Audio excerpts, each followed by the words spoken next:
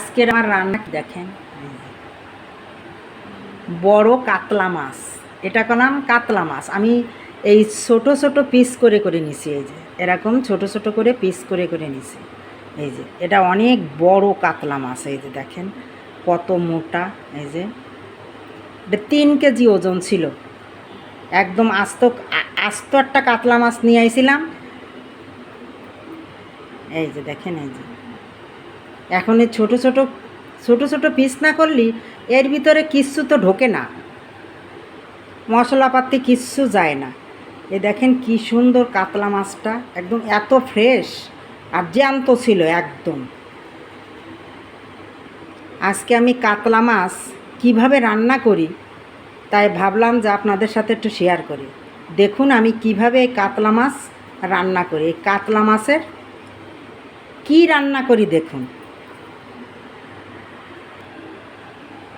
এখন আমি এর ভিতরে হলুদ দিয়ে দেবো, সামান্য একটু হলুদ দেব, বেশি দেব না। এই যে অল্প, সুন্দর করে এটা ভাজবো। আর লবণ দেব,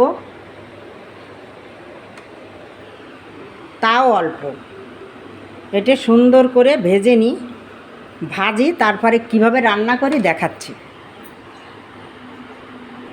এই যে দেখেন আমি তেল দিয়ে দিছি, তেলটা একটু গরম হয়ে গেছে। আর এই যে মাছটা হলুদ লবণ দিয়ে মাখালাম। যে কোনো বড় মাছ একটু আমার মতো করে রান্না করে খেয়ে দেখেন। এই বড় মাছ এইভাবেই রান্না করতে হবে, তাহলে খুব ভালো লাগবে। অতীত মেহমান আসলে তো কথাই নেই, এরকম সুন্দর করে রান্না করে তাদেরকেও খাওয়াবেন। আপনি তো একদম খুব ভালো একটা রাঁধুনি হয়ে যাবেন। বিভিন্ন রকম করে রান্না করা যায়, কিন্তু এই বড় মাছ এইভাবে একটু আমার মতো করে রান্না করে খেয়ে দেখুন।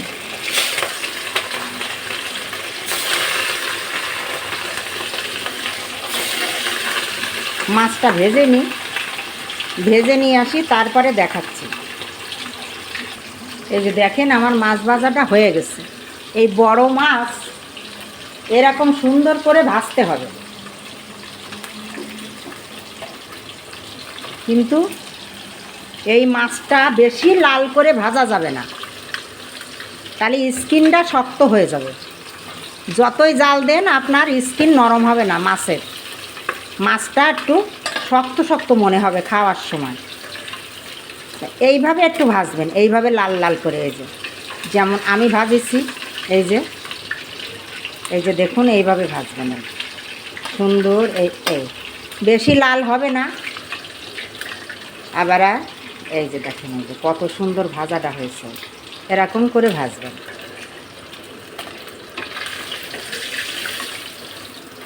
মাছটা উঠেই নিই, তারপরে দেখাচ্ছি কেমন করে রান্না করি আমি বড় মাছ। আর একটা কথা বলি, মাছটা ভাজার সময় এক চোটেই তেলটা দিয়ে দেবেন। তাহলে কি হবে, যে এই মাছটার তেলটা, এই তেলে একটা মাছের একটা এই বলে একটা গন্ধ বা একটা সেন্ট ওর ভিতরে থাকবে, তখন খুব তরকারির ঝোলে খুব মজা লাগে। এখন আমি এর ভিতরে পেঁয়াজটা দিয়ে দেব। একদম কম দেব না, একদম বেশিও দেব না। এই যে দেখেন পেঁয়াজটা, এই তরকারির পেঁয়াজটা বেরেস্তা করে দিতে হবে। যেহেতু এই যখন আমি জল দেব, আমি যখন জল দিয়ে মাছটারে রান্না করব, তখন এই পেঁয়াজটা কোনো মাছ তো থাকবে না। এই যে এরকম একটু বেরেস্তা করে দিতে হবে। এখন আমি এর ভিতরে যতটুকু মাছ সেইভাবে দেব আমি। এই যে 1 চামচ দিলাম। এই যে দেখেন আদা রসুন ধনে জিরে একসঙ্গে বাটা 1 চামচ দিলাম, আর এই আধা চামচ দিলাম। মাছ যেমন সেইভাবে মশলাটা দিতে হবে। দেখেন আমি এর ভিতরে হালকা একটু জল দিয়ে দেবো, বেশি দেব না, হালকা।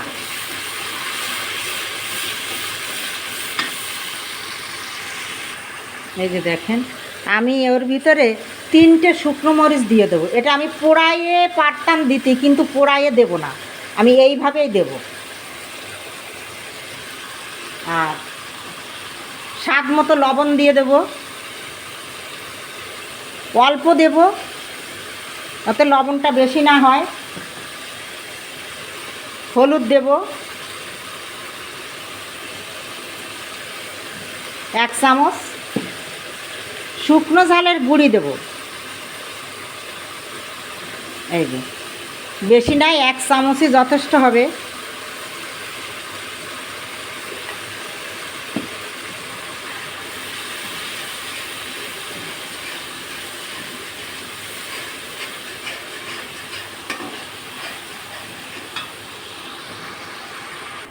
এই যে দেখেন মশলাটা কষাইয়ে কষাইয়ে আমি যে জলটুক দিছিলাম এখন আর কিচ্ছু নাই, এখন তেল ফুটে গেছে, এই যে সুন্দর করে হয়েছে। এখন আমি এর ভিতরে দেখেন গরম মশলার একটুখানি গুঁড়ি দেব। এই যে আমি এক চোটে যদি বানায়ে না রাখি তা প্রায় তো রান্না করা লাগে, বারবার বাটো বারবার দেওয়া হয় না, তাই আমি এর ভিতরে সব কিছু দিয়ে এই যে ভেজে গুঁড়ো করে আলাদা একটা একটা ইসি করে উঠে রাখি।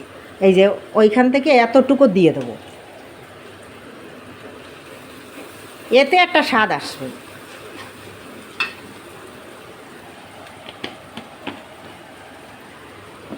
এখন আমি এর ভিতরে দেখেন এই যে 2 চামচ দুধ গুলাইয়ে রাখিছিলাম, দুধ 2 চামচ, বেশি দিইনি।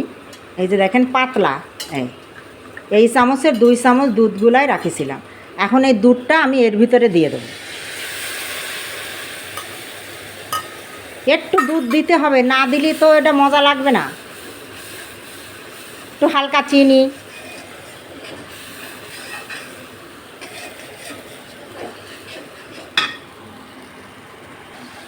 এই দেখেন বাটিটা ধুয়ে, দুধের বাটিটা ধুয়ে একটু জল দিয়ে দিলাম, আর কোনো জল দেওয়া লাগবে না। স্বাদটা একটু ব্যালেন্স রাখার জন্য, ভালো হওয়ার জন্য এই যে আধা চামচের মতন একটুখানি চিনি দিয়ে দিলাম, এর ভিতরে দিতে হবে। এতে মিষ্টি হবে না, কিন্তু স্বাদটা ভালো হবে, অথেন্টিক একটা স্বাদ আনবে। যেহেতু দুধ দিছি একটু তো চিনি দিতেই হবে, হালকা চিনি, বেশি না। এবার মাছটা আমি ওর ভিতরে দিয়ে দেবো। দেখেন আমার মাছটা এইভাবে ভাজবেন, এরকম করে, এই যে পড়বে না, কিন্তু মাছটা হালকা লালচে লালচে হবে, খুব সুন্দর একটা কালার আসবে মাছটার। এই দেখেন এখন আমি মাছটা এর ভিতরে দিয়ে দেবো।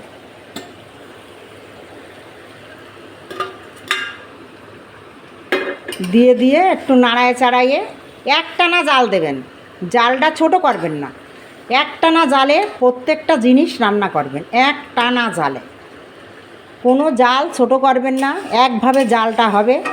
এখন আমি একটু ঢাকা দিয়ে দেব।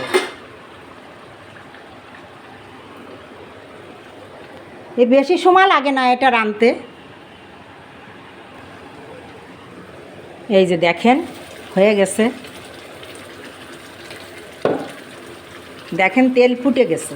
এখন আমি গ্যাসটা অফ করে দেব, দিয়ে আমি নামাই নিয়ে আসি, তারপরে দেখাচ্ছি কেমন হয়েছে। দেখেন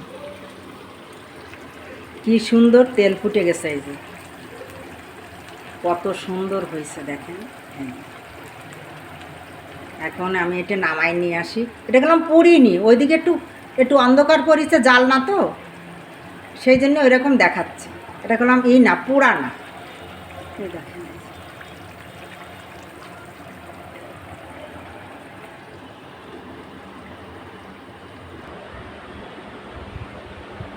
এই যে দেখেন, এই যে কাতলা মাছের ভুনা কারি, বড় কাতলা মাছ, সেই মাছ দিয়ে আমি আজকে ভুনা কারি রান্না করলাম। এটা করলাম কাতলা মাছের দই কাতলা না, আবার দই কাতলাও রান্না যায়। কাতলা মাছের এমনিও অন্য রকমভাবে কত রকম করে ভাবে মাছ রান্না করা যায়, কিন্তু আমি আজকে কি রান্না করলাম, কাতলা মাছের ভুনা কারি। এটা হলো ভুনা কারি। এই দেখেন এই যে একটু তেল বেশি দিতেই হবে, তেল না দিলে এই তরকারিটা ভালো লাগবে না, এই ভুনা কারিটাই ভালো লাগবে না। যে তেলটা দিয়ে মাছ ভাজবেন সেই তেলটা দিয়েই রান্না করবেন। একটু বেশি তেল দিয়ে মাছ ভাজ দিয়ে তেমন বেশি নাই, দেখেন তেমন বেশি তেল না। তা আমি কিভাবে কাতলা মাছের ভুনা কারি রান্না করলাম, আপনারা আমার মতো করে একটু রান্না করে খেয়ে দেখুন। খুবই স্বাদ, একদম এত স্বাদ যে ভাত খেতে লাগলে একদম এত স্বাদ হবে যে আঙ্গুল চেটে খেয়ে ফেলার মতন এত স্বাদ। আমি একটু ঝোল গালে দিয়ে দেখলাম যে অথেন্টিক স্বাদ হয়েছে। আপনারা আমার মতো করে একটু রান্না করে খেয়ে দেখুন, খুব ভালো লাগবে, খুব মজা লাগবে, আর বারবার রান্না করে খেতে ইচ্ছে করবে। এই কাতলা মাছ যে কোনো বড় মাছের এইভাবে ভুনা কারি রান্না করে খান। আপনারা সবাই ভালো থাকুন, সুস্থ থাকুন। আমার এই রান্নাটা আমি কিভাবে রান্না করলাম আপনারা সবার ধারে একটু শেয়ার করে দিন। বাই।